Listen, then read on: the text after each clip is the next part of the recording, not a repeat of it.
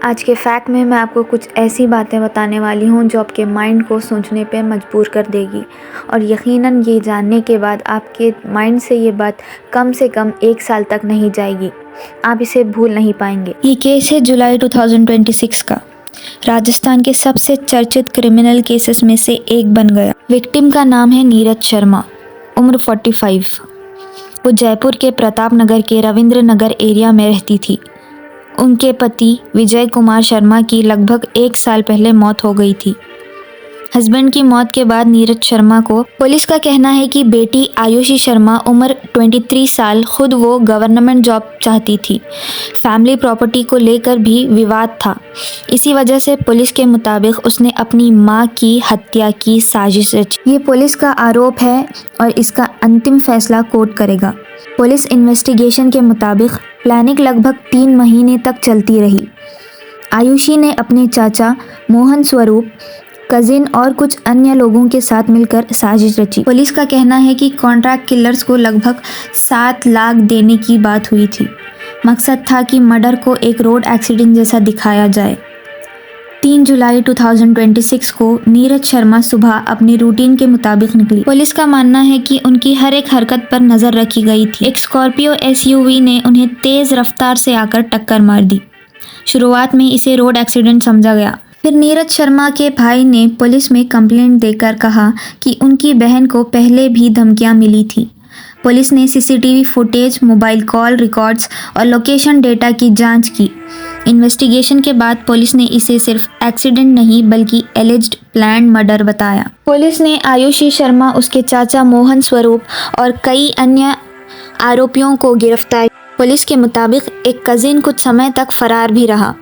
Investigation हो चुकी है और गिरफ्तारियां। पुलिस ने यह भी आरोप लगाया कि आयुषी अपनी मां की गवर्नमेंट जॉब हासिल करना चाहती थी। नीरज शर्मा को ये सरकारी नौकरी उनके पति विजय शर्मा की मौत के बाद मिली थी। पुलिस का कहना है कि आयुषी को लगता था कि मां की मौत के बाद वो इस नौकरी को हासिल कर लेगी। पुलिस के अनुसार मां और बेटी के बीच 2-3 साल से प्रॉपर्टी को लेकर विवाद चल रहा था। नीरज शर्मा के भाई ने मीडिया को बताया कि फैमिली की प्रॉपर्टी की कीमत लगभग 14-15 करोड़ थी, लेकिन ये सिर्फ परिवार का दावा है। पुलिस या कोर्ट ने इस वैल्यू की पुष्टि नहीं की। आई वॉन्ट टू से दिस थिंग कि जिस घर में भी माँ है, अगर दुनिया में कोई ऐसा रिश्ता जो बिना मतलब के जो आपकी सबसे ज़्यादा केयर करे, सबसे ज़्यादा जो आपकी फ़िक्र करता है या फिर जो सबसे ज़्यादा आपसे प्यार करता है, वो होता है माँ का रिश्ता।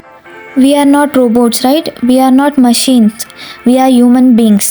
By being a human, we need another human for ourselves, right? So, अगर आपको पैसों से ही इतनी मोहब्बत हो जा रही है तो आप समझ लीजिए कि आप इंसान नहीं रहे।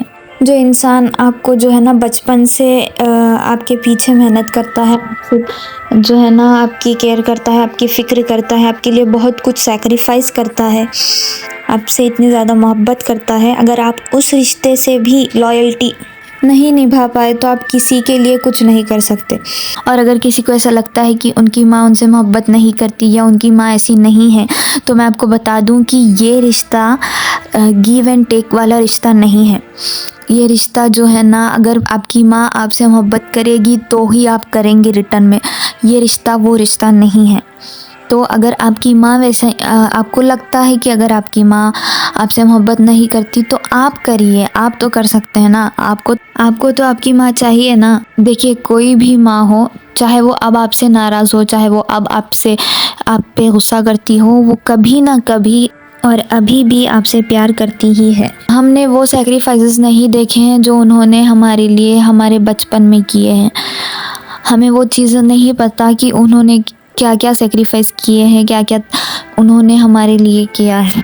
क्योंकि जब हम छोटे थे हमें नहीं पता कि उन्होंने हमारे लिए क्या क्या सेक्रीफाइस किया है, उन्होंने हमारे लिए क्या किया है। अभी हमें उनका गुस्से वाला फेस नज़र आ रहा है। तो याद रखिए, ऐसी बहुत सी चीज़ें हैं जो उन्होंने हमारे लिए की है और हमें उस चीज़ का पता नहीं है। And by being a human we have to value another human. हमें नॉन लिविंग थिंग्स से, पैसों से जो है, या फिर कोई भी चीज़ हो, चाहे आपकी गाड़ी हो, जो भी हो, प्रॉपर्टी हो, उन चीज़ों को हम लोगों को ज़्यादा वैल्यू नहीं देनी है बाय बीइंग अ ह्यूमन। अल्लाह ताला ने हमें इंसान अशरफुल मखलूक़ात बना के पैदा किया है।